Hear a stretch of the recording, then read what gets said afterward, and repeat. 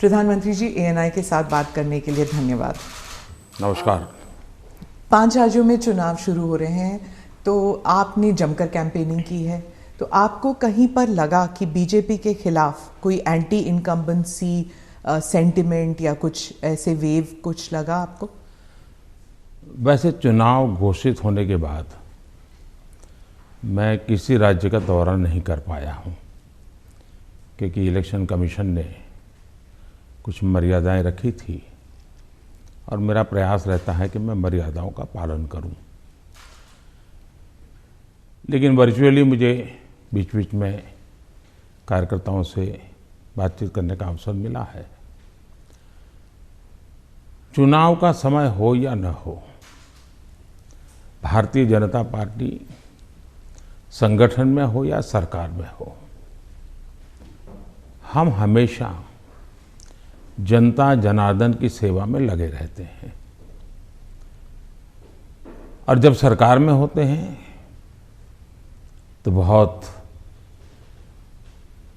अधिक तीव्रता से, अधिक विस्तार से सबका साथ, सबका विकास,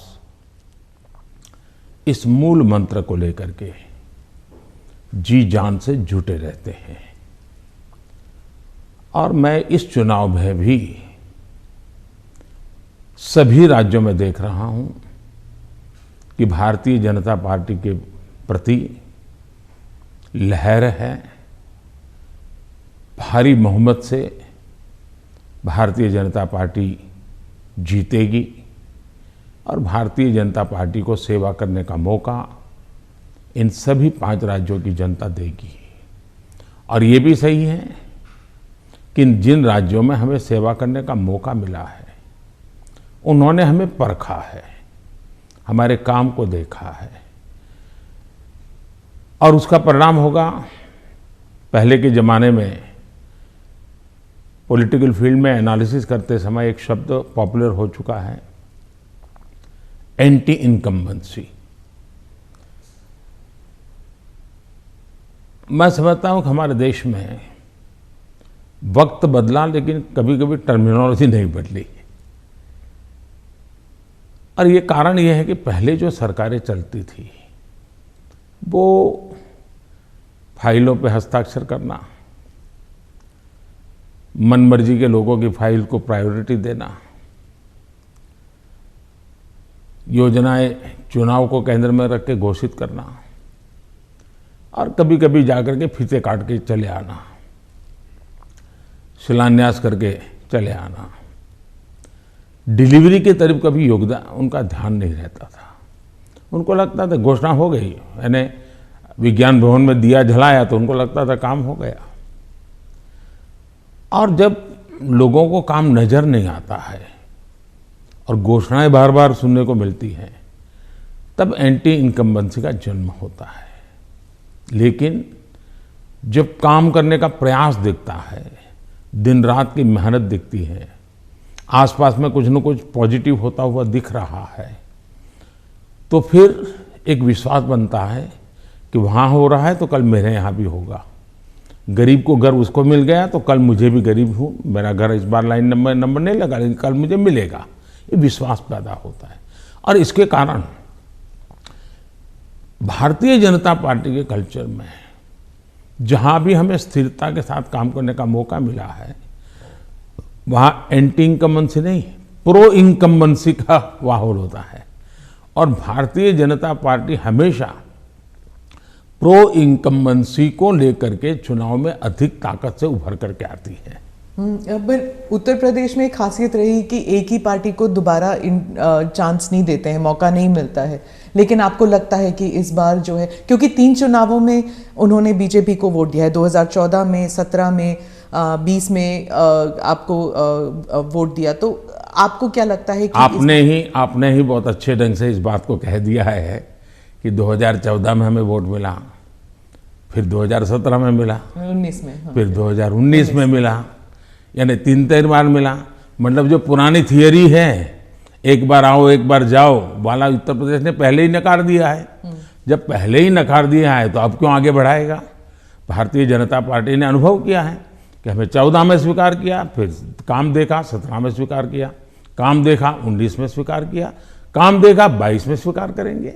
जी सभी तस्वीरों में जो पोस्टर्स छपती हैं उनमें मोदी जी की तस्वीर होती है और योगी जी की। जहां पर चीफ मिनिस्टर कैंडिडेट है वहां पर चीफ मिनिस्टर कैंडिडेट का होता है, नहीं तो मोदी जी की तस्वीर होती है हर जगह। तो अगर क्या हम ये मान के चल सकते हैं कि जो राज्य के चुनाव होते हैं एक किस्म से एक रेफरेंडम है सेंटर की पॉलिसीज को भी, सिर्फ स्टेट की नहीं, सिर्फ सेंटर की भी पॉलिसीज? आप देखिए, भारतीय जनता पार्टी एक कलेक्टिव लीडरशिप में विश्वास करती है, सामूहिकता में विश्वास करती है और हम स्तर पर सामूहिक रूप से काम करने के आदी हैं। वो तस्वीर प्रधानमंत्री की नहीं है, वो भारतीय जनता पार्टी के कार्यकर्ता की तस्वीर है जिसको नरेंद्र मोदी कहते हैं। और कार्यकर्ताओं के साथ मेरा खड़ा रहना मेरे लिए गर्व का विषय होता है।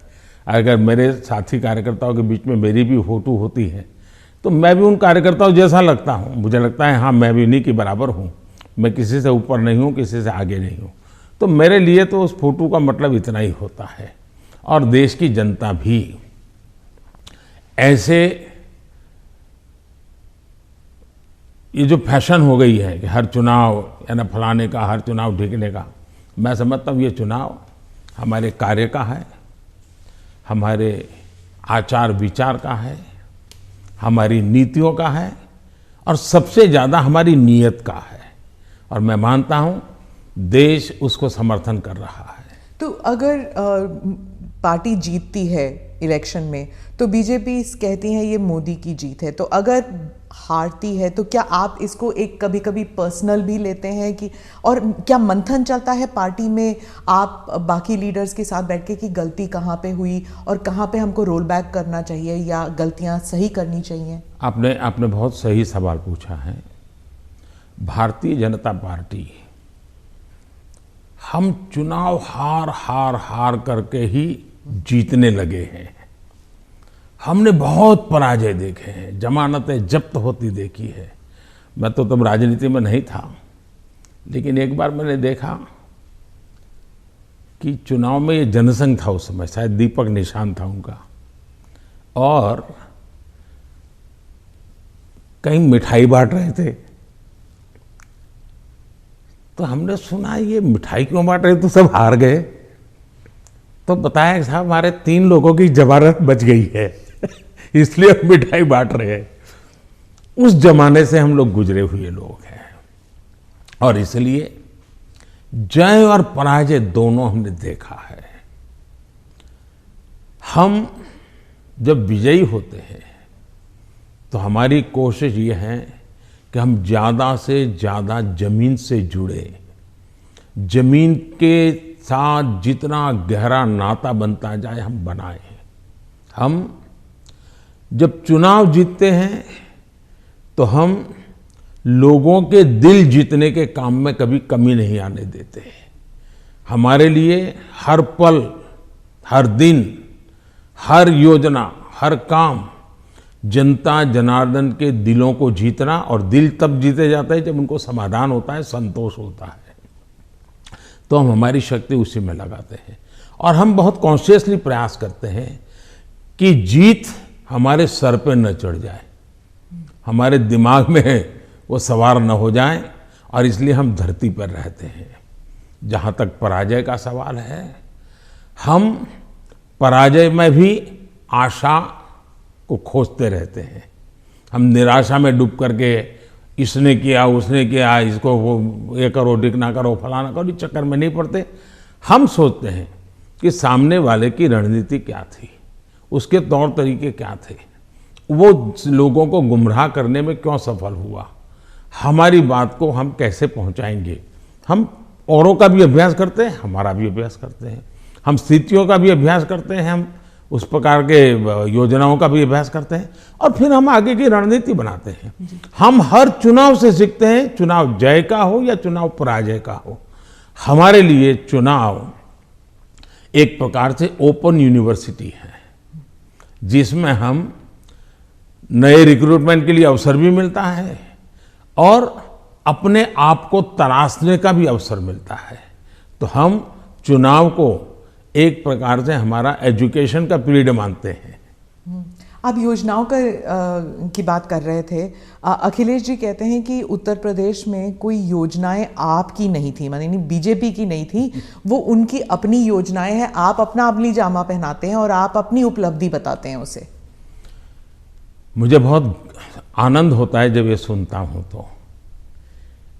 योगी जी की इतनी मेहनत और इतनी सफल योजना, उसको साकार करना और उसको कभी कोई एनकैश करने के लिए इधर उधर की बातें करता है, तो मैं उसमें से एक अर्थ ये निकालता हूं कि योगी जी की ये योजना इतनी अद्भुत है, असंभव को उन्होंने संभव करके दिया है, तभी जाकर के विरोधी भी उसको कैश करने के लिए मैदान में उतर पड़े हैं।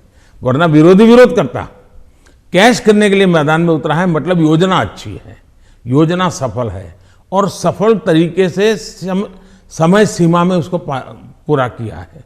और एक प्रकार से मैं इसको योगी जी की क्रेडिट मानता हूं। दूसरा विषय है, हमारे देश में एक कल्चर चला कि राजनेता और सरकारों का काम क्या, हर चीज पे हाथ डाल देना, बोलते रहना, ये करेंगे वो करेंगे, ये करेंगे वो करेंगे, कभी इसके में।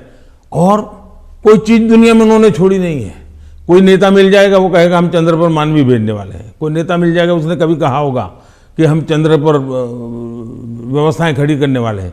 और 100 साल के बाद भी, 50 साल बाद, 30 साल भी कोई कर देगा तो वो कहेंगे हाँ देखो हमने उस समय कहा था। तो ऐसे लोग तो बहुत मिल जाएंगे। आपने क्राइम फ्री उत्तर प्रदेश का जिक्र किया है अपने भाषणों में, पार्लियामेंट में भी आप कर रहे थे।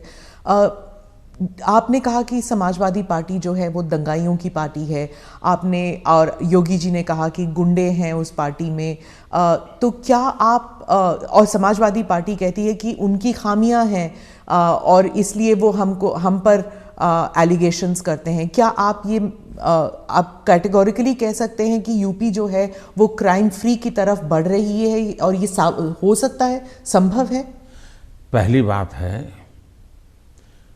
कि जब लोग उत्तर प्रदेश में सुरक्षा के विषय की चर्चा करते हैं तो वहाँ के सामान्य मानवी के मन में पिछली सरकारों में जो उन्होंने मुसीबतें झेली है, जिस प्रकार से गुंडा राज चलता था, जिस प्रकार से माफिया की इच्छा के अनुसार ही सरकार के बाबुओं को काम करने के लिए मजबूर होना पड़ता था, जिस प्रकार से इस प्रकार के दबंग लोगों को सरकार में एक प्रकार से प्रतिष्ठा थी, आश्रय था, ये सारी चीजें उत्तर प्रदेश ने बड़े निकट से देखा है। बहन बेटी घर के बाहर नहीं निकल पाती थी, ये उत्तर प्रदेश ने देखा है। आज उत्तर प्रदेश की बेटी कह रही है कि मैं शाम को अंधेरा होने के बाद भी अगर कहीं काम है तो जा सकती हूँ। ये जो विश्वास पैदा हुआ है वो मैं समझता हूँ सुरक्षा के लिए बहुत जरूरी है। और ये तब हुआ है, उत्तर प्रदेश में एक समय था गुंडे जो चाहे वो कर सकते थे। आज स्थिति ये है कि उनको हाथ जोड़ के कहना पड़ता है कि यहाँ बाहर मुझे रहना नहीं है तो मुझे जेल में ही रखो, ताकि वहाँ थोड़ी बहुत तो मेरी जिंदगी बच जाएगी, क्योंकि मेरे पाप। और हर कोई सरेंडर कर रहा है। बहुत से लोग हो सकता है सही रास्ते पर भी आ जाएंगे, जब देखेंगे कि भाई अच्छे रास्ते से भी जीवन जिया जा सकता है तो हो सकता है अच्छे रास्ते पर आ जाएंगे। लेकिन योगी जी ने सुरक्षा को प्राथमिकता दी है, कोई कॉम्प्रोमाइज नहीं किया है। कुछ लोगों को उसके कारण तकलीफ हो रही क्योंकि उनका कारोबार वही था।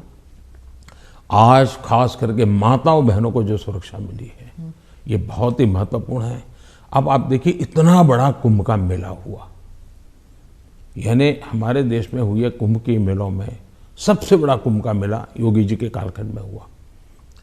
करोड़ों की तादाद में लोग आए, कोई कानून व्यवस्था की समस्या नहीं हुई, कहीं चोरी की भी खबरें नहीं आई, जेब कतरे की खबर नहीं आई।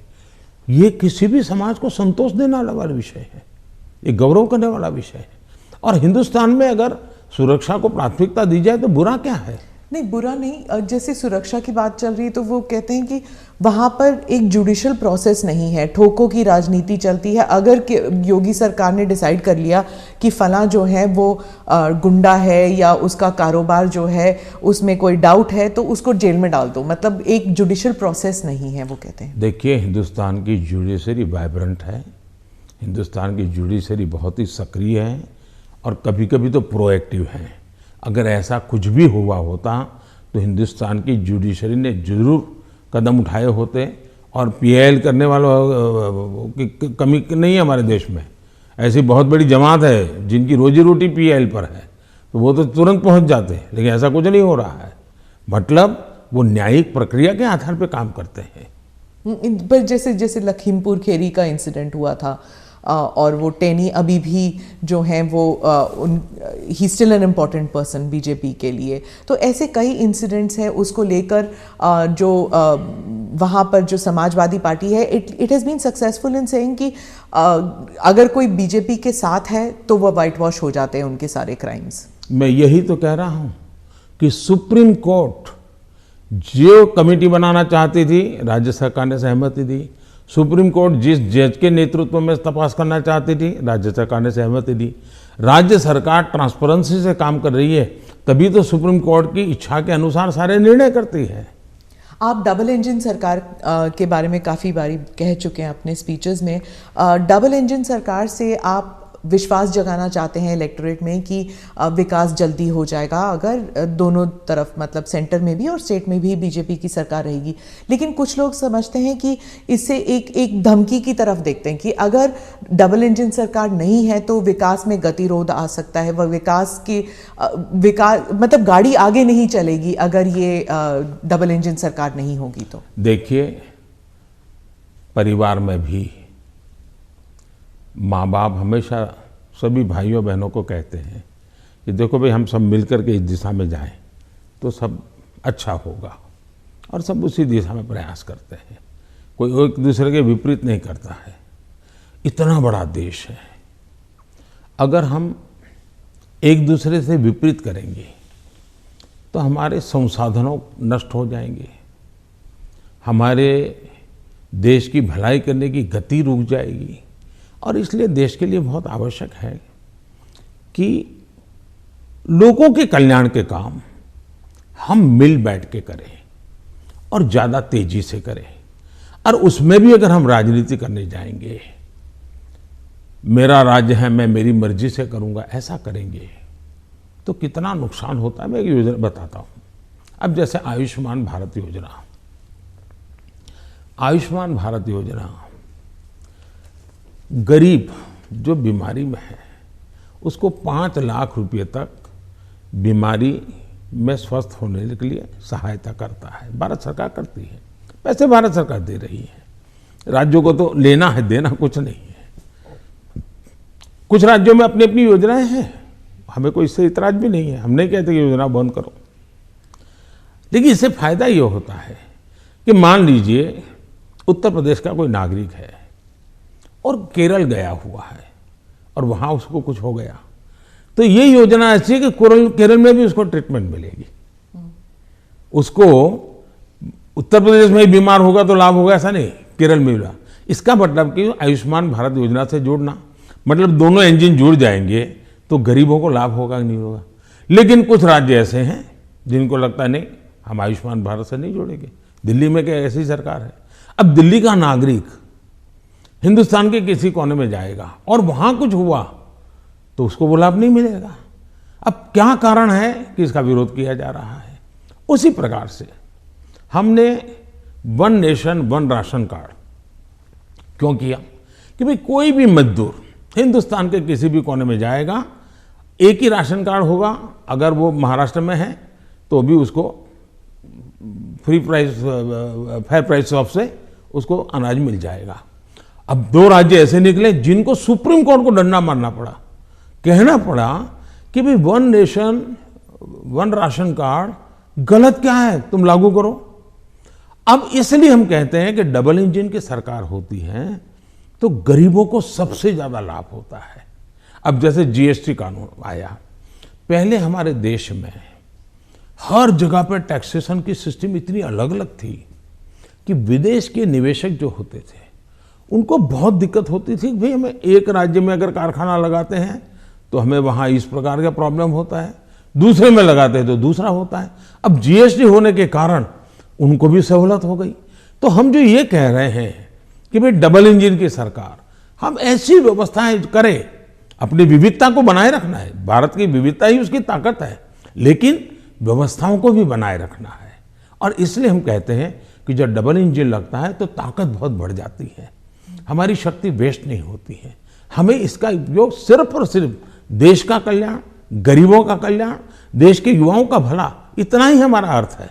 आप विविधता की रिस्पेक्ट के बारे में बात करते हैं, लेकिन राहुल गांधी और सिर्फ राहुल गांधी नहीं, स्टालिन, केसीआर, महबूबा, ममता सब कहते हैं कि आपकी पार्टी जो है उस विविधता को रिस्पेक्ट नहीं करती, इसलिए चाहे बंगाल हो या आंध्रा, तमिलनाडु, केरला और कश्मीर, इन सभी राज्यों में बीजेपी कहीं घुस भी नहीं सकती है, सरकार बना नहीं सकती है, क्योंकि एक सेंट्रिस्ट, एक स्ट्रॉन्ग व्यू पॉइंट वाली पार्टी है जो रीजनल एस्पिरेशंस को नहीं समझती।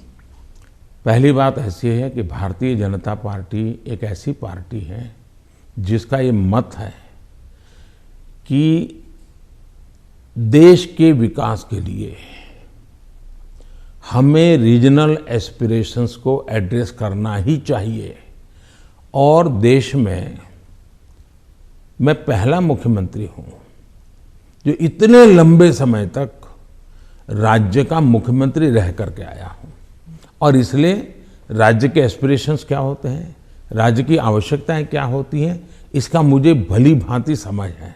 और इसी के कारण हम हिंदुस्तान के सभी राज्यों की भला, अब देखिए मैं दुनिया के मेहमान आते हैं तो पहले उनको दिल्ली में ही आना और जाना हो जाता था, मैं ऐसा नहीं करता हूं। आप ट्रंप को ले गए गुजरात? मैं उनको अलग अलग जगह पर, मैं चाइना के राष्ट्रपति को ले गया तमिलनाडु, मैं फ्रांस के राष्ट्रपति को ले गया उत्तर प्रदेश, मैं जर्मन चांसलर को ले गया कर्नाटका, और तब तो कांग्रेस की सरकार थी। किसकी सरकार? इस देश की शक्ति को उभारना, इस देश के हर राज्य को प्रोत्साहन मिलना, यही हमारा काम होता है। अब यूएन में जाकर मैं तमिल भाषा में कोट करता हूं तो दुनिया को गर्व होता है कि भारत के पास दुनिया की सबसे पुरानी भाषा है, पहले कोई बोलता ही नहीं था।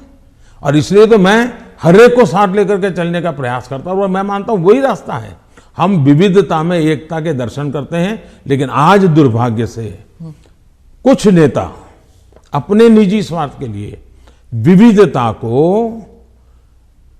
एक दूसरे के साथ विरोध के लिए सीड्स के रूप में उपयोग कर रहे हैं। ये बहुत बड़ा दुर्भाग्य है।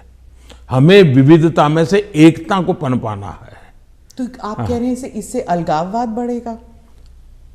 पिछले 50 साल का अनुभव यही है, उन्होंने यही किया है, हर चीज पे देश को बांटो, राज करो, और उसी में से अलगाव पैदा होता है। लेकिन भारत का चरित्र ये नहीं है, भारत के नागरिकों का चरित्र ये नहीं है। आप इसको एक do you see it as a threat कि अगर इसे अभी नहीं रोका जाएगा तो सेपरेटिस्ट एलिमेंट्स आ जाते हैं कि जैसे अगर कश्मीर का अलग बात है, नॉर्थ ईस्ट की बात अलग है, लेकिन अगर आप द्रविड़ मूवमेंट को देख लेंगे या कहीं और राज्य में देख लेंगे, अगर रीजनल एस्पिरेशंस को बढ़ाया जाता है तो क्या एक यूनिटी फैक्टर में कोई देखिए हमने दरार पड़ सकता है? मैं बताता हूं काम करने का तरीका कैसे होता है। हमारा ये मत है सामाजिक न्याय। भारत जैसे देश में इतनी विविधता भरा समाज व्यवस्था, और अगर सामाजिक न्याय के सिद्धांत में हम थोड़ा सा भी ऊंचे नीचे करेंगे तो हमारे देश को बहुत नुकसान होगा। इसलिए समाज का छोटे से छोटे तबके के व्यक्ति को भी विकास में पूरा सहयोग मिलना चाहिए और विकास के लिए अवसर मिलना चाहिए।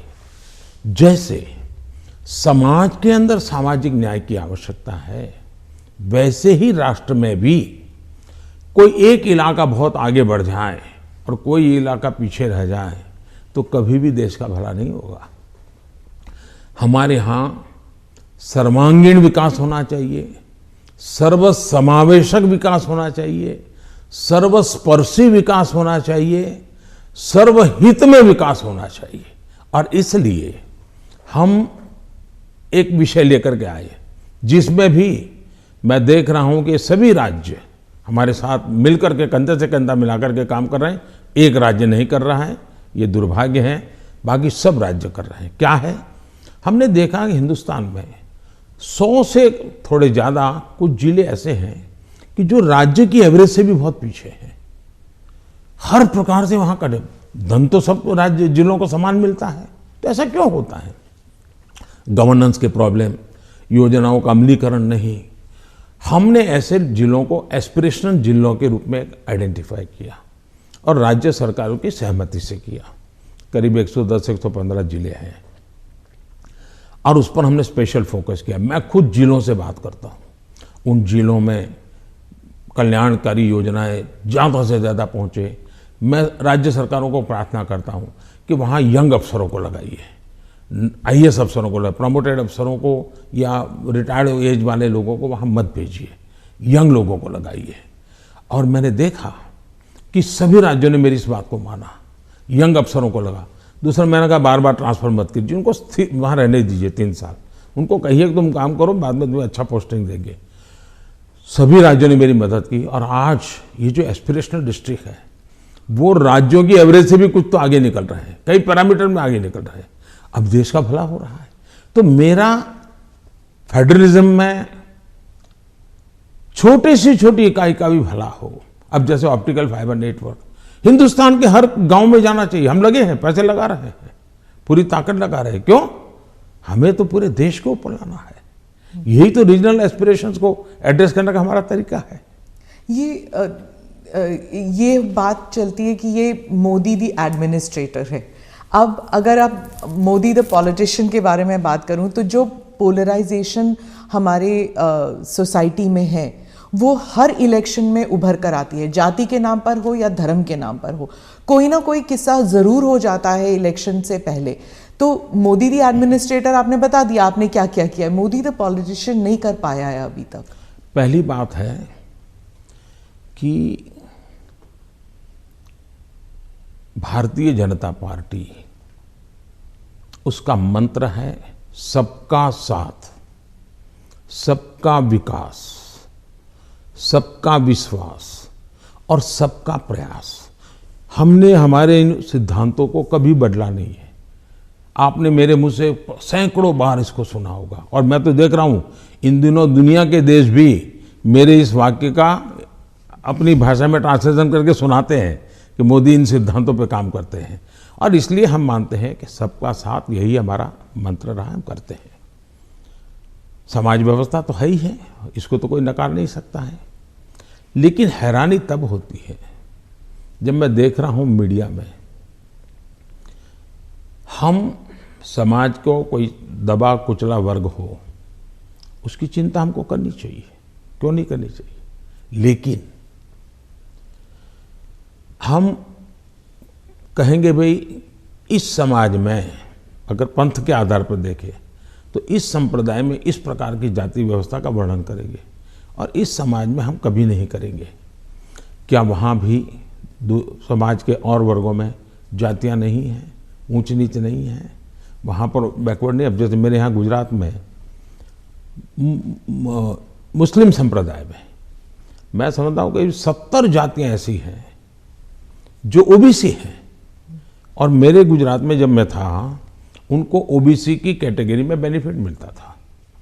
लेकिन कभी मैं मीडिया में नहीं देख रहा हूँ कि भाई वहाँ कितने ओबीसी को टिकट मिला, वहाँ कितने पिछड़ों को टिकट मिला, कुछ नहीं। तो ये इस प्रकार की राजनीति कौन करते हैं जी? क्या इससे बाहर आना चाहिए कि नहीं आना चाहिए? हम टिकट देंगे तो भी जाति के आधार पर बंटवारा शुरू कर देते हैं, ये इसी भाषा में वर्णन करते हैं। किस जाति का कितना वोट मिलेगा ये भी कह रहे हैं। हम ये सारी भाषा को बदलना चाहिए और इसलिए सबका साथ सबका विकास, हम उसी मंत्र को लेकर के चलना चाहते हैं ताकि हमारा मत है कि देश की एकता देश को आगे ले जाने के लिए बहुत आवश्यक है। पर जो अल्पसंख्यक हैं वो दरार में गिर जाते हैं, वो जो फिशर्स होते हैं उनमें गिर जाते हैं। जो वो आपने तो कई सारे उदाहरण दे दिए जहां पर वो जैसे आपने कहा कि कार्ड यहाँ पर भी इस्तेमाल हो सकता है, वहाँ पर भी इस्तेमाल हो सकता है, बहुत सारी योजनाएं हैं। लेकिन जब ऐसे पोलराइजेशन की जो किस्से हो जाते हैं तब क्या होता है, मीडिया में भी आ जाता है, और जब मीडिया में आता है minorities are not safe in India, international media में भी आ जाता है। जो पूंजी निवेश करना चाहता है बाहर बैठ के, वो सोचता है यहाँ पॉलिटिकल अनरेस्ट है, मैं क्यों यहाँ पर पैसे लगाऊं।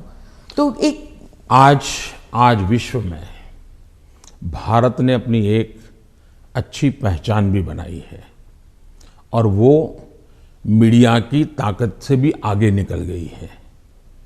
अब जहाँ तक मीडिया का सवाल है, वो क्यों ऐसा करते हैं, किसके कारण करते हैं, किसके लिए करते हैं, किसके कहने से करते हैं, किसके दबाव में करते हैं, ऐसे विषयों पर मेरा टिप्पणी करना उचित नहीं है।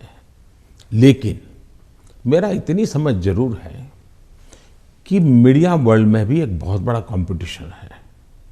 उनको भी टिकने के लिए, अपने व्यापारिक हितों के लिए भी बहुत जिद्दोजहद करनी पड़ रही है। वो भी एक एलिमेंट है, मीडिया की कुछ मजबूरियां भी हैं उनकी।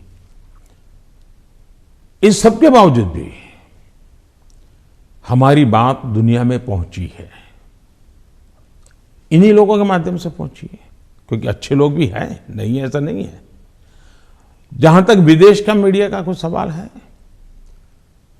दुनिया में मैंने देखा है कि कोई ही देश होगा, रेयर एक्सेप्शन, मैं भारत की बात नहीं कर रहा हूं, मैं बाहर की बात कर रहा हूं, कि जहां का मीडिया अपने देश के हितों के खिलाफ कुछ करता हो, कभी नहीं करते। तो कभी कभी ये मीडिया हाउस भी उनके देश के हितों के लिए भी, देशों के बीच की जो स्पर्धा होती है, तो एक लाइन ड्रॉ करते हैं, तो उनकी एक अपनी दुनिया है, चलने दीजिए। लेकिन आप देखिए क्या कारण है कि आज सबसे ज़्यादा एफडीआई है भारत में, क्या कारण है सबसे ज़्यादा एफआईआई है, क्या कारण है इतना निवेश आ रहा है, क्या कारण है कि जब आयुष्मान कोरोना आया, दुनिया के 150 के करीब देश भारत की दवाई के लिए, मुझे लगातार हिंदुस्तान, दुनिया के मैक्सिमम लोगों ने मुझ पर टेलीफोन करके दवाइयाँ मांगी होगी। तो भारत की प्रतिष्ठा है तभी तो कर रहे हैं। और इसलिए ये जो हम 24 घंटे हेडलाइन के भरोसे राजनीति करते हैं, उनकी मजबूरियां होगी। मैं तो दुनिया के लोगों के सामने सत्य लेकर के जाता हूँ, सच्चाई पहुँचा के रहता हूँ, और दुनिया को भारत की तरफ आकर्षित कर रहा हूँ। और पीएलआई इसके अभी अभी हम लाए, कितना बड़ा रिस्पांस मिल रहा है जी, कितना समर्थन मिल रहा है। समाजवाद के बारे में आपने कहा कि जो समाजवादी पार्टी है ये फेक सोशलिस्ट हैं, नकली सोशलिस्ट हैं। तो समाजवादी है कौन फिर उत्तर प्रदेश में? क्योंकि अर्थशास्त्री कहते हैं कि बीजेपी जो है वो पहले इकोनॉमिक पॉलिसीज में राइटिस्ट थी, फिर वो सेंट्रिस्ट हो गई, अब वही समाजवाद बन गए हैं। पहली बात है, भारतीय जनता पार्टी जनसंघ के जमाने से हमारी आर्थिक सिद्धांतों की चर्चा आप सुनोगे तो यही रही है कि हम देश की जनता पे भरोसा करते हैं, देश की जनता के सामर्थ्य पर भरोसा करते हैं। सरकार की नीतियां उनको अवसर देने वाली होनी चाहिए, और हम वो नीतियां बना रहे हैं कि उनको सबसे ज़्यादा अवसर मिले। दूसरी बात है, हमारा मत है, government has no business to do a business. अब ये कहाँ समाजवाद के साथ बैठता है? ये तो समाजवाद के खिलाफ है। सरकार का काम है गरीब के लिए भोजन की चिंता करो, सरकार का काम है गरीब के लिए घर बनाओ, सरकार का काम है गरीब के लिए शौचालय बनाओ, सरकार का काम है गरीब को पीने का शुद्ध पानी दो, सरकार का काम है गरीब अगर बीमार है तो उसको इलाज की व्यवस्था करो, सरकार का काम है गरीब गांव-गांव तक कुछ रास्ते बनाओ, लोगों को जाने आने की सुविधा करो। सरकार का काम है कि हमारा देश का एग्रीकल्चर ताकत जो है विश्व के बाजार में कैसे पहुंचे, इसके लिए कुछ व्यवस्था करो। छोटे किसान, उसको दरकिनार किया गया, उसकी चिंता करो। और मेरी प्राथमिकता यही है, मुझे लोगों को घर देना है, मुझे गरीबों को शौचालय देना है, मुझे गरीबों को धुएं से मुक्त करना है, मुझे गरीबों को घर में शुद्ध पीने का पानी पहुंचाना है, मुझे गरीब के बच्चों को पढ़ाना है। अगर कोई इसको समाजवाद कहता है तो मुझे ये समाजवाद मंजूर है, तो वो क्योंकि मैं समाज के लिए हूं। लेकिन मैं जो चर्चा करता हूं नकली समाजवाद, वो ये है, ये पूरी तरह परिवारवाद है। लोहिया जी का परिवार कहीं नजर आता है क्या? वो भी तो समाजवादी थे। जॉर्ज फर्नांडिस का परिवार नजर आता है क्या? वो भी समाजवादी थे। नीतीश बाबू हमारे साथ काम कर रहे हैं, वो भी तो समाजवादी हैं। परिवार कहीं नजर आता है क्या? ये समाजवादी लोग हैं। लेकिन ये लोग देखिए, पूरा परिवार। मुझे एक बार किसी ने चिट्ठी भेजी थी, मैं तो भूल गया आज। उन्होंने कहा कि इनके परिवार से, ये सपा जो है उत्तर प्रदेश का, 45 लोग ऐसे थे जो किसी न किसी पद पर थे। एक ही फैमिली के 45 लोग। और किसी और ने मुझे कहा कि उनके पूरे परिवार में 25 साल की उम्र के करीब करीब सभी व्यक्ति को चुनाव लड़ने का मौका दिया गया है। क्या ये परिवारवाद का लोकतंत्र के लिए खतरा है? इसलिए मैं कह रहा हूं। तो अखिलेश और जयंत दोनों कहते हैं कि परिवारवाद सिर्फ उनकी पार्टी में नहीं, आपकी पार्टी में भी है। राहुल गांधी भी कहते हैं कि परिवारवाद से जुड़े मतलब सेकंड जनरेशन लीडर्स तो आपकी पार्टी में भी हैं। बहुत फर्क है। ये फर्क, अच्छा सवाल पूछा आपने। मैं थोड़ा विस्तार से जवाब दूंगा, बुरा मत मानिए। लेकिन देश की जनता को मैं झूठ के सामने सत्य समझाना चाहता हूं। एक परिवार से अनेक लोग जनता के बीच में जाएं, एक परिवार से 2 लोग जाएं, 3 लोग जाएं और जनता उनको चुनाव करके भेजे, वो एक राजनीति का पहलू है।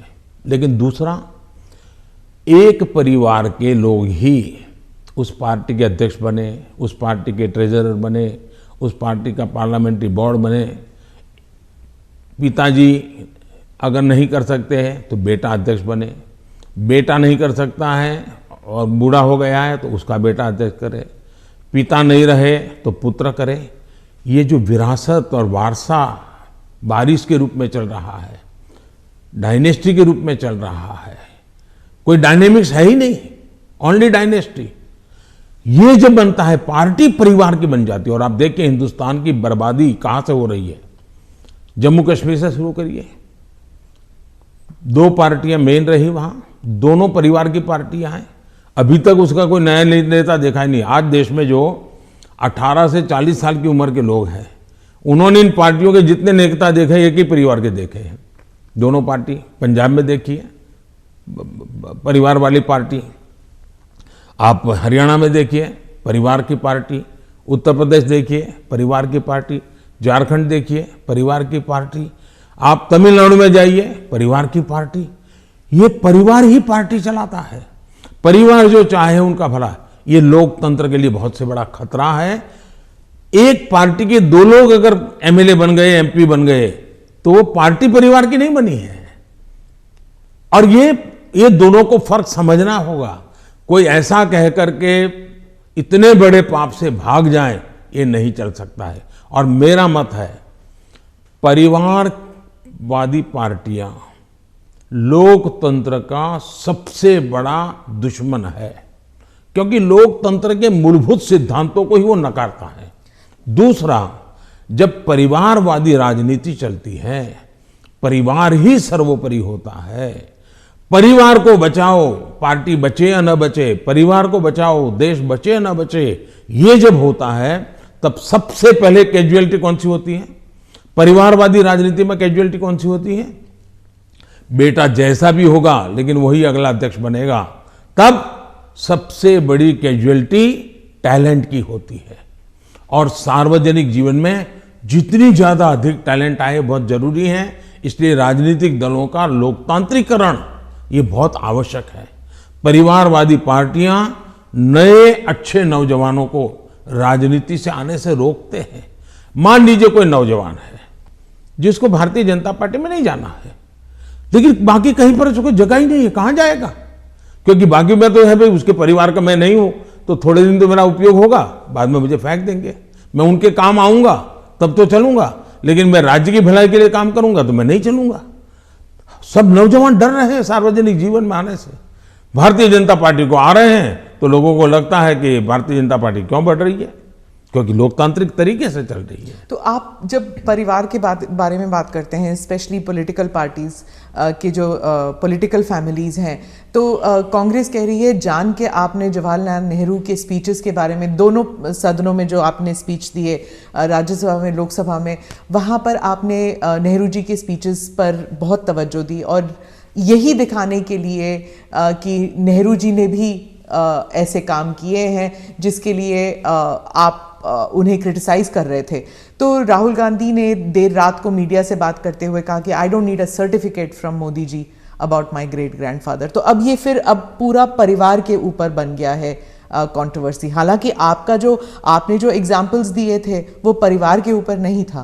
पहली बात है, मैंने किसी के पिताजी के कुछ नहीं कहा है, मैंने किसी के दादाजी के लिए कुछ नहीं कहा है, नहीं मैंने किसी नाना जी के लिए कहा है, नहीं मैंने किसी की माता जी के लिए कुछ कहा है। मैंने देश के प्रधानमंत्री ने क्या कहा वो कहा है, और सरकार एक कंटिन्यूटी होती है, और इसलिए एक प्रधानमंत्री के ये विचार थे तब क्या स्थिति थी, आज के प्रधानमंत्री के ये विचार है क्या स्थिति है, और देश का ये हक बनता है।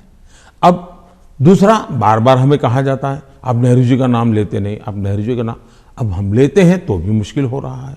मुझे समझ नहीं आ रहा है कि इतना डर किस बात का है। प्रधानमंत्री जी, 2014 से आप कांग्रेस मुक्त भारत की बात करते हैं। अब वो 60 से कम सीटें हैं कांग्रेस पार्टी की, और उत्तर प्रदेश में तो नंबर 4 पर हैं। तो आप इतना वक्त क्यों लगा रहे थे अपने स्पीच में कांग्रेस के ऊपर? पहली बात है कि देश की जो आज हालत है उसमें सबसे जिम्मेवार कोई मुख्य धारा है तो कांग्रेस की धारा है। इस देश को जितने प्रधानमंत्री मिले ना, उसमें से अटल जी को और मुझे छोड़ करके सारे प्रधानमंत्री कांग्रेस कुल के ही थे। इसके कारण देश में एक कांग्रेस की कार्यशैली ही राजनीति में एक प्रकार से मुख्य धारा बन गई।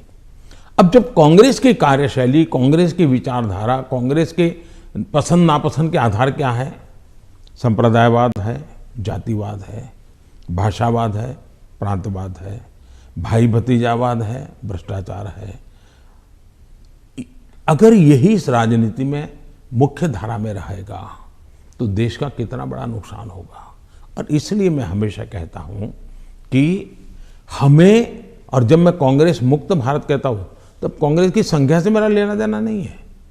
अब जैसे हम कम्युनिस्ट पार्टियों की आलोचना करते हैं, अब सत्ता में नहीं है, वो कहीं नजर नहीं आता, एक केरल में कोने में बैठे हैं, फिर भी वो विचारधारा खतरनाक है। उसी प्रकार से कांग्रेस ने जो राजनीति में की चरित्र की मुख्य धारा बनाई हुई है वो देश को तबाह कर रही है। अगर अच्छी कार्यशैली होती है, अच्छे तौर तरीके होते हैं तो देश आज से पहले बहुत आगे निकल चुका होता। बहुत रुका हुआ, ठहरा हुआ, जनता ने कुछ कर लिया तो कर लिया, ये हुआ है। उत्तर प्रदेश पे ही वापस आती हूँ। वहाँ पर जो ऑप्टिक्स की बात कर रही हूँ, जो पहले चरण में जो चुनाव होने वाले हैं, ऑप्टिक्स में ऐसे लग रहा है जैसे दो युवा नेता हैं, अखिलेश और जयंत, और दूसरी तरफ बहुत ही पावरफुल योगी जी और मोदी जी, जो सरकारी मशीनरी का दुरुपयोग कर रही है, कह रहे हैं, और उनके साथ है ईडी, उनके साथ है जुडिशरी, उनके साथ है मीडिया। तो एक अनइवन प्लेइंग ग्राउंड है। आप क्या कहेंगे इस बारे में? पहली बात है कि ये दो लड़कों वाला खेल तो हमने पहले भी देखा था, और इतना अहंकार था कि उन्होंने गुजरात के दो गधे ये शब्द प्रयोग किया था, और उत्तर प्रदेश की जनता ने उनको हिसाब दिखा दिया। और एक बार तो दो लड़के भी थे और एक बुआ जी भी उनके साथ थी, फिर भी उनके हाल नहीं बना, क्योंकि उत्तर प्रदेश इस प्रकार के जोर से अगर किसी को 25 साल पर मताधिकार मिलता है, मान लो 25 साल पर चुनाव लड़ने का हक मिलता है, मान लीजिए, मताधिकार तो 18 साल में मिल जाता है, लेकिन 25 साल पर उसको चुनाव। लेकिन कोई पिताजी ऐसा कहे कि देखो मेरा ये बेटा है वो 10 साल का है, ये बेटा है 15 साल का, दोनों 25 के हो गए, उनको चुनाव लड़ने दो, तो कोई लड़ने देगा क्या? तो इस प्रकार की मेलजोल से चलता है क्या? नहीं, पर जो उनका आरोप है कि लेवल प्लेइंग फील्ड नहीं है क्योंकि बीजेपी सरकारी मशीनरी और इदारों का इस्तेमाल करती है, ईडी का, और टैक्स रेड्स होते हैं कैंडिडेट्स पर, उनके रिश्तेदारों पर, आप क्या कहेंगे? हिंदुस्तान में भ्रष्टाचार ये दिमक की तरह देश को परेशान कर रहा है कि नहीं कर रहा है? ऐसे लोगों के खिलाफ हर जनता ने हर बार आवाज उठाई कि नहीं उठाई है? अगर मैं कुछ न करूं तो जनता मुझे माफ करेगी क्या? जहां से भी सरकार को जानकारी मिलेगी, सरकार ने कदम उठाना चाहिए कि नहीं उठाना चाहिए? और कदम उठाने के बाद अगर देश के खजाने में अरबों खरबों रुपये आ रहे हैं तो मेरी तारीफ होनी चाहिए। अच्छा, चुनाव के समय हिंदुस्तान में हर बार चुनाव चलता रहता है भाई, तो सरकार काम करना बंद कर दे क्या? चुनाव आप एक बार तय कर लीजिए भाई, 5 साल में एक बार ही चुनाव होगा, सब मिलकर के चुनाव लड़ेंगे, सभी राज्यों के साथ होंगे, केंद्र का साथ में होगा, सारा खर्चा भी बच जाएगा, तो फिर कभी ईडी भी नहीं दिखाई देगा, सीबीआई भी नहीं दिखाई देगा। अब क्या करे? वो तो सरकारी दफ्तर है, वो अपने अपने तरीके से काम करते हैं, वो स्वतंत्र तरीके से काम करते हैं, चुनाव बीच में आ जाता है, करेंगे क्या? वो तो अपने टाइम टेबल से चलते रहते हैं, जहां से उनको जानकारी मिलती है करते हैं, सरकार का उसमें कोई रोल भी नहीं होता है। ये पहला चुनाव है किसान कानून वापस लेने के बाद चुनाव। जब आपने देश के नाम संदेश किया तो उस टाइम आपने कहा कि ये चुनाव से संबंधित डिसीजन नहीं था, आपने पूरे उस प्रक्रिया के बारे में बताया, लेकिन आपके समर्थक भी कह रहे थे that there was so much of personal capital. प्रधानमंत्री जी शायद कन्विंस नहीं कर पाए किसानों को कि ये देश हित में है, किसानों के हित में है, और उसकी वजह से आपके समर्थन भी जो हैं वो डिसअपॉइंट हो गए थे। तो क्या आप इसको एक व्यक्तिगत रूप में आप इसको एक हार मानते हैं? देखिए, मैं किसानों के दिल जीतने के लिए निकला हुआ इंसान हूँ। मैं छोटे किसानों का दर्द समझता हूँ और मैंने हमेशा उनके दिल जीतने का प्रयास किया है, और हिंदुस्तान भर के किसानों का मैंने दिल जीता भी है, मेरा साथ दिया है, समर्थन किया है। लेकिन मैंने कहा था, उस दिन भी कहा था टीवी में, कि मैंने किसानों की भलाई के लिए कदम उठाए, लेकिन आज देश के हित में मैं वापस कर रहा हूं। मैं समझता हूं इसको अधिक विस्तार मुझे करने की जरूरत नहीं है। बाद के घटनाक्रमों से पता चलेगा कि क्यों जरूरत पड़ी थी। तो क्या आप एक डायलॉग करने के लिए फिर से तैयार हैं, किसानों को कन्विंस करने के लिए? इस देश के लोकतंत्र का ये सबसे पहला कर्तव्य बनता है, लोकतंत्र में जनप्रतिनिधि का और सरकार का, कि जनता के साथ संवाद करते ही रहना चाहिए, और हम लगातार करते हैं। हम कभी भी संवाद टूटना जिसके पक्ष में है ही नहीं। हर किसी को, मुझे भी सुनना चाहिए, मेरी सरकार को भी सुनना चाहिए, और बातचीत करना ही चाहिए। बातचीत हमेशा होनी चाहिए, और इश्यू पर चर्चा ना हो ऐसा नहीं है। जैसे हम बजट के पहले बजट कैसा बने हद से क्यों पूछते हैं, किसानों से पूछते हैं कि बजट कैसा बनना चाहिए, उनके विचार लेते हैं। ये हम तो मानते हैं कि सब कुछ ज्ञान बाबुओं के पास है और नेताओं के पास है, ऐसा हम नहीं मानते। हमारे देश के पास, हर नागरिक के पास अनुभव है, हर नागरिक के पास ज्ञान का भंडार है। हम तो सबसे संवाद करना चाहते हैं, सबसे सीखना चाहते हैं, सबके सुझावों के आधार पर हम चलना चाहते हैं। कोविड के टाइम, फर्स्ट वेव और सेकेंड वेव, उसके बारे में आपने अपने स्पीच में भी जिक्र किया कि उसे आपने कहा कि जो कोविड के अगेंस्ट जो हमारी लड़ाई थी वो वी वर विक्टोरियस, मतलब भारत जो है वो विक्टोरियस उभर के आया। लेकिन आपने ये भी कहा कि महाराष्ट्र की सरकार और दिल्ली की सरकार जो है वो नकारात्मक कार्य कर रही थी, लेकिन अरविंद केजरीवाल, राहुल गांधी और शिवसेना ने, तीनों ने कहा कि नहीं, ये गलत है। कोविड की लड़ाई में जो नाकामयाबी सरकार की थी, सेंट्रल गवर्नमेंट की थी, वो हम पे लादा जा रहा है। मैंने ये कहा कि कांग्रेस पार्टी जब लॉकडाउन हुआ, WHO समेत सब लोग कहते थे कि जो जहां है वहां रहे, वो एक जगह से दूसरी जगह पे न जाए, वरना कोरोना के वो शिकार हो जाएगा, उसका जीवन को तकलीफ हो जाएगी। और उस समय कोरोना किस चाल से चलता है, उसका रूप रंग क्या है, कोई पता ही नहीं था दुनिया को। लॉकडाउन, अफरा तफरी में लॉकडाउन राज्यों ने शुरू कर दिए थे, राज्यों ने लगातार अपनी तरफ, और एक राज्य लॉकडाउन कर रहा है तो दूसरे, तो इसलिए नेशन वाइड कुछ करने की आवश्यकता बन गई थी।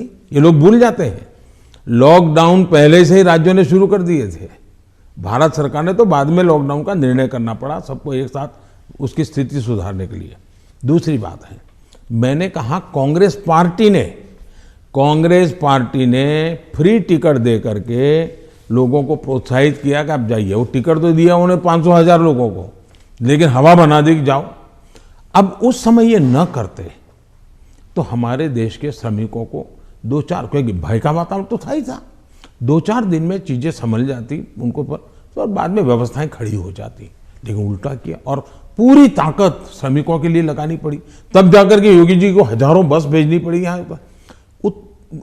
यहाँ पर भी दिल्ली में आप पार्टी ने, उसके नेताओं ने जीपों में जाकर के झुपड़पट्टी में कहा है, वीडियो अवेलेबल है कि भाई आप जल्दी जाइए और वहां पहुंचिए, वहां से आप अपने घर पहुंच जाइए, यहां तो लॉकडाउन हो रहा है। भय पैदा कर दिया। और मैं हमेशा कहता हूं, ये भारत की जनता इतने बड़े संकट में, दुनिया मानती थी कि हिंदुस्तान का हालत सबसे खराब होगा, और स्वाभाविक था कि इतनी बड़ी जनसंख्या, हम इस प्रकार से समूह में रहते हैं, हमारा जीवन भी सामूहिक होता है, और ये बीमारी ऐसी है कि तुरंत लपेट लेती है, तो हमारे लिए हर प्रकार के संकट थे, ये तो मानना पड़ेगा। और बीमारी ने दुनिया भर को जिस प्रकार से समृद्ध देशों को तबाह कर दिया है, उसकी तुलना में हम बच पाए, तो हम गर्व से कह सकते हैं कि भाई हिंदुस्तान के नागरिकों ने जो भी उनके पास संसाधन, अपने डिसिप्लिन को फॉलो किया और उन्होंने अपने आप को बचाने में काफी मदद की। तो विजय मैंने जो भी कहा है 130 करोड़ को, लेकिन मैंने ये कभी नहीं कहा कि कोरोना खत्म हो गया। मैं तो आज भी कहता हूं ये बहुरूपिया है, वो कभी भी नए रंग रूप के साथ मैदान में उतर आता है और हमारी स्थितियों को चुनौती देता है। हमें हर बार डायनेमिक व्यवस्था से नई नई व्यवस्थाएं खड़ी करनी पड़ रही है और हमें जागरूक रहना पड़ेगा। प्रधानमंत्री जी, चुनाव 5 राज्यों में है। अब पंजाब की बात करती हूँ तो आपको क्या लगता है कि बीजेपी ने जो अपना एलाई खोया है पंजाब में, उसकी वजह से मतलब तीसरी पार्टी आ रही है शायद पंजाब में पहली बार, पर बीजेपी कभी अपना रूट्स बना नहीं सकी उस राज्य में। क्या आप इसको एक राजनीतिक विफलता मानते हैं? मैं समझता हूं कि मेरी पार्टी के जो वरिष्ठ नेताओं ने उस समय जो नीतियां बनाई, जो रणनीतियां बनाई, वो उस समय के लिए बहुत अनिवार्य थी, और उसके कारण पंजाब की एकता, पंजाब के अंदर फिर से एक बार शांति का माहौल बने, पंजाब खून खराबे से बाहर निकले। और मैं मानता हूं कि भारतीय जनता पार्टी ने अपने राजनीतिक स्वार्थ के बजाय पंजाब का हित सुप्रीम माना, और उसने राजनीतिक जो भी कॉम्प्रोमाइज करने की आवश्यकता थी किया, वो बहुत जरूरी था इसलिए किया। हम पंजाब को खून खराबे से बाहर निकालना चाहते थे, हम पंजाब को शांति देना चाहते थे, और उसके लिए अगर बीजेपी का नुकसान होता है तो होने देंगे, ये हमने होने दिया। बीजेपी तब भी पनप सकती थी, लेकिन हमारे लिए जरूरी था कि हम उस रास्ते पर चले जिसके कारण हम यहाँ पर सुख शांति का माहौल बनाने में हम बहुत बड़ा पॉजिटिव योगदान दे सके, और वो हमने किया, और पंजाब को बाहर निकालने में उस संकट से बाहर आए। जहां तक राजनीति का सवाल है, आज भारतीय जनता पार्टी सबसे अधिक विश्वसनीय पार्टी के रूप में पंजाब में उभरी है। आपने देखा होगा, बहुत बड़े वरिष्ठ लोग, समाज जीवन के वरिष्ठ लोग, जिनका राजनीति से लेना देना नहीं थे, वैसे बहुत बड़ी मात्रा में पिछले दिनों भारतीय जनता पार्टी ज्वाइन किया है। फिर जो राजनीति के बहुत बड़े महारथी हैं, ऐसे लोगों ने भी अपने पुराने दल छोड़ करके भारतीय जनता पार्टी, टिकट दे या न दे, लेकिन भारतीय जनता पार्टी पंजाब के स्थिरता के लिए, पंजाब के विकास के लिए, पंजाब की शांति के लिए बहुत जरूरी है, और इसलिए पंजाब में भारतीय जनता पार्टी का शासन बनना चाहिए। आज पंजाब से आवाज उठी है और इसलिए है हम आगे बढ़े हैं। आज दो दल भारतीय जनता पार्टी के साथ जुड़ गए हैं। कैप्टन साहब और ढींडसा साहब बहुत पुराने लोग हैं जो राजनीति के वहाँ महारथी रहे, 3-3 दशक तक जिन्होंने वहाँ की राजनीति को दिशा दी है। ये लोग आज भारतीय जनता पार्टी को पसंद कर रहे हैं और इसलिए मैं मानता हूँ कि भारतीय जनता पार्टी पहले की तुलना में बहुत ही यशस्वी होगी। पंजाब के लोगों के जो एस्पिरेशंस, कई कारणों से हमने भी शायद कॉम्प्रोमाइज कर करके अपनी पार्टी का नुकसान किया, हो सकता है कुछ लोगों का भी हुआ होगा, लेकिन अब जब हम खुल करके आए हैं तो उनका भी हौसला बुलंद हो गया। जो लोग दबे हुए रहे थे वो भी खुल करके हमारे साथ आए हैं। हमने किसान को डायरेक्ट बेनिफिट के लिए हम अड़े रहे। हमने कैप्टन साहब को समझाया, कैप्टन साहब हमारे साथ थे, उस समय वो मुख्यमंत्री थे, सहमत हुए और किसान को डायरेक्ट बेनिफिट ट्रांसफर हमने किया पंजाब में उसकी खेत के। तो मैं 1000 से ज्यादा वीडियो निकली है, 1000 से ज्यादा सोशल मीडिया में, एक मिनट की वीडियो में देख रहा था। मैंने भी कभी 10-12 तो देखी होगी। किसान कह रहा है कि मेरा खेत तो उतना ही है, मेरी फसल वही है जो मेरे 20-25-30 साल से हम कर रहे हैं, पैदावार भी उतनी है, लेकिन मेरे घर में इतने रुपये पहले कभी नहीं आए जितने मोदी जी की सरकार ने डायरेक्ट बेनिफिट ट्रांसफर का निर्णय किया और किसान को जो माल है उसका पैसा सीधा बैंक में खाते में उसके जाएगा। तो सारे बिचौलिए गए, कट जो होता था वो गया और मुझे मेरा पूरा पैसा मिला। ये छोटा किसान आज भारतीय जनता पार्टी का जय जयकार कर रहा है। जी, आप जब गए थे पंजाब तो आपका काफिला ब्रिज पे अटक गया था और आपने किसी ऑफिशियल को कहा कि आपने चीफ मिनिस्टर को कही है मैं जिंदा वापस जा रहा हूँ। बहुत सारी इन्वेस्टिगेशन भी चल रही है सिक्योरिटी को लेकर, लेकिन उस वक्त आपको कैसे महसूस हुआ था, क्योंकि आप पंजाब से पता नहीं कब से जुड़े हुए हैं? मैं इस पूरे नॉर्थ से पार्ट से मेरा बहुत निकट नाता रहा है। मैं पंजाब में बहुत रहा हूँ, मैं पंजाब की मेरा बड़ा नाता रहा है। मैं मेरी पार्टी का काम वहाँ करता था। मैं पंजाब के लोगों की जो वीरता है ना मैंने देखी है। पंजाब के लोगों के दिल को मैं जानता हूँ। मैं आपको एक उदाहरण बताता हूँ। मैं अपनी पार्टी का काम करता था, उस समय तो ये आतंकवाद बड़ी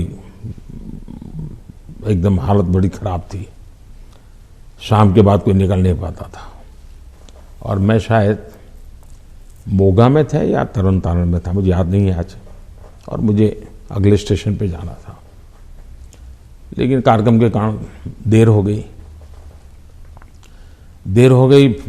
मैं और मेरे ड्राइवर दो ही थे, हम निकले और दुर्भाग्य से हमारी गाड़ी खराब हो गई रास्ते में। तो हम कोशिश कर रहे थे लेकिन गाड़ी चल नहीं रही थी। तो उस समय एक पुरानी एम्बेसडर मेरे पास थी, धक्के भी लगाए, कोशिश की। तो खेत में 2-3 लोग थे, सरदार थे, वो दौड़ते हुए आए, उन्होंने भी धक्के लगाने में मदद की, लेकिन गाड़ी नहीं चली। फिर हमने कहा भाई नज़दीक से हमें कोई मैकेनिक मिलेगा कि नहीं मिलेगा? तो साहब यहाँ तो अभी तो कोई मिलेगा नहीं, बहुत दूर दूर है। फिर उन्होंने मुझे कहा कि देखो भाई तुम्हें बुरा न लगे तो एक बात करो। मैंने कहा क्या? बोले तुम गाड़ी यहाँ छोड़ दो, तुम और तुम्हारा ड्राइवर खेत में हमारे साथ चलो, हमारी वहाँ झोपड़ी है, वहीं खाना खा लो और रात को रुक जाओ। सरदार परिवार जिस प्रकार से उन्होंने मुझे संभाला, उन्होंने कहा भाई कुछ भी हो तुम सुबह जाना, अब यहीं रुक जाओ। बाद में उनको पता चला मैं तो भाजपा का कार्यकर्ता हूँ। वो कहा ठीक है भाई तुम भाजपा के हो, कुछ भी हो, तुम आज रात मेरे यहाँ रुको। मैं हैरान हूँ जी, खेत में उन्होंने अपनी जो छोटी सी जगह होती है उसमें रखा, मेरा खान पान की व्यवस्था की और सुबह उनका बेटा जाकर के एक मैकेनिक को ले आया, गाड़ी ठीक की और मैंने पंजाब का ये दिल देखा है जी। इन सरदारों के भावों को जानता हूँ मैं इतने। और मेरे तो गुजरात में, मेरे कच्छ में अंदर इतने मेरे परिवार हैं सरदार। मैंने जब लखपत में गुरुद्वारा का भूकंप में नुकसान हुआ था, मैं वहाँ गया देखने के लिए, मुझे बड़ा दर्द हुआ। तो मैं ऐसे ऐसे कारीगरों को लाया राजस्थान वगैरह बाहर से कि वैसा ही मुझे गुरुद्वारा बना के दो जो गुरु नानक देव जी के जहाँ चरण पड़े थे। बनाया दोबारा। आज कच्छ के अंदर जो हमारे सरदार परिवार है, बहुत बड़ी मात्रा में है, खेती करते हैं। जब वो इसका बात का वर्णन, उनकी आंखों में से आंसू आ जाता है जी। और मैं अभी कुछ दिन पहले भी एक वर्चुअल मीटिंग में मैंने उस गुरुद्वारा में सबसे बात की, मेरा इतना लगाव रहा है जी। आपने देखा होगा, एक किताब है पढ़ने जैसी है सरकार की, शायद अंग्रेजों के ज़माने में जी भी सिख कौम के लिए नहीं हुआ है। अंग्रेजों के ज़माने में, कांग्रेस के ज़माने में तो हुआ ही नहीं है। ऐसे अनेक काम मैंने देश के कल्याण के लिए, हमारे सिख भाइयों की वीरता का सम्मान करने के लिए किए हैं। और मुझे गर्व है, चुनाव की जगह पर है, लेकिन मैं मानता हूँ ये मेरे देश के वीर जवान है, मेरे देश के सच्चे किसान हैं। उनके कल्याण के लिए मैं जितना कर सकूँगा मैं करता रहूँगा। तो क्या उस दिन आपको ऐसे लगा कि ये राजनीतिक आंदोलन था, इसलिए ऐसे हुआ? ऐसा है कि इस विषय में मैंने पूरी तरह मौन रखा हुआ है, क्योंकि सुप्रीम कोर्ट स्वयं इसको गंभीरतापूर्वक इस बात को देख रही है। मेरा कोई भी वाक्य पूरी जो चल रहा है उस पर प्रभाव पैदा करे, यह उचित नहीं है। जो भी है सुप्रीम कोर्ट के द्वारा जांच कमेटी निकालेगी, जो सत्य होगा देश के सामने आएगा, और हमें तब तक इंतजार करना चाहिए। जी, आपने दोनों स्पीच में, राज्यसभा में भी और लोकसभा में भी, आपने कई बार कांग्रेस पर हमला किया, और कांग्रेस पार्टी कहती है कि आपने राहुल गांधी के जो एलिगेशंस थे, चाहे बेरोजगारी पर हो या भारत चाइना पर हो, आपने उसका जवाब नहीं दिया, उल्टा उन पर वार किया। तो पहली बात यह है कि हमला करने वाली भाषा न मैं जानता हूं, न मेरी वो प्रकृति है। लेकिन तर्क के आधार और तथ्य के आधार पर सदन में मैं कोई बात बताऊं, वो मीडिया के लिए गरम गरम मसाला बनाने के लिए हमारा शब्द उपयोग होता होगा। हम हमला नहीं करते, हम संवाद करते हैं। वाद विवाद भी होता है, टोका टाकी भी होती है, और वो विषय मैं बहुत हंसते हुए इसको स्वीकार करता हूँ। मैं इसके कारण मुझे कोई नाराजगी नहीं होती। और मैंने हर विषय के तथ्य दिए हैं, हर विषय को तथ्यों के आधार पर बात की है। कुछ विषयों पर सदन में हमारे विदेश मंत्रालय ने विस्तार से कहा है, कुछ विषयों पर हमारे रक्षा मंत्रालय ने विस्तार से कहा हुआ है, और कुछ विषयों पर जरूरी जहाँ था वहाँ मैंने भी कहा है। और इसलिए इस प्रकार से जो सुनते ही नहीं है, जो सदन में बैठते ही नहीं है, अब उनकी कमेंट पर मैं जवाब क्या दूंगा। आपने कहा कि आपने मन बना लिया है, 100 साल आप पावर में नहीं आना चाहते, तो मैंने भी मन बना लिया। आपने क्या मन बनाया? हमने मन बना लिया है कि अब राष्ट्र को हम उस बुराइयों की तरफ जाने नहीं देंगे। हम देश में जनहित के लिए जीने वाले, जनहित के लिए जूझने वाले, जनता जनार्दन के सपनों को पूरा करने वाली व्यवस्थाओं को ही बनाएंगे, उसी को बढ़ाएंगे, उसी को चलाएंगे। जरूरत पड़ेगी तो उसको साथ देंगे। यही हमारा रहेगा रास्ता। हम जो देश को तबाही के रास्ते पर ले जाने वाले जितने तरीके हैं वो नहीं आने देंगे। ANI के साथ बात करने के लिए धन्यवाद। बहुत बहुत धन्यवाद। नमस्कार।